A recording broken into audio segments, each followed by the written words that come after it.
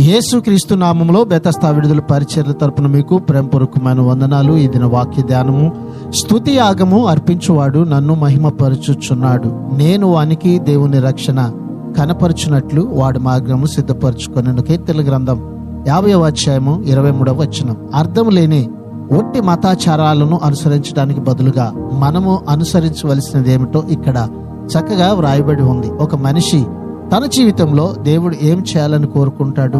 దేవుడు ఎల్లప్పుడూ మంచినే చేయాలని కోరుకుంటాడు. కానీ నష్టం కలగాలని, కష్టాలు కలగాలని ఎవరు కూడా ఎప్పుడు కోరుకోరు కదా. దేవుడు కలుగచేయు ఆశీర్వాదమును, క్షేమమును మనము అనుభవించినట్లుగా ప్రతివారు తమ రక్షణ మార్గమును సిద్ధపరచుకోవాలి. అట్టి కృపను, ధన్యతను ఈ దినాన ప్రభు మనందరికీ కూడా దయచేయునుగాక. ప్రార్థన. మమ్మల్ని మిక్కిలిగా ప్రేమించిన మా ప్రియ పరలోకపు తండ్రి యేసయ్య, నీ మహాకృపను బట్టి ప్రేమించి మరొక నూతన దినాన్ని మాకిచ్చినందుకు నీకు వందనాలు, స్తోత్రాలు చెల్లిస్తూ మీరు కనపరిచే రక్షణ మార్గంలో మమ్మల్ని మేము సిద్ధపరచుకుని జీవించే ధన్యతను మాకు దయచేయమని యేసు నామములో ప్రార్థిస్తున్నాము తండ్రి. ఆమెన్.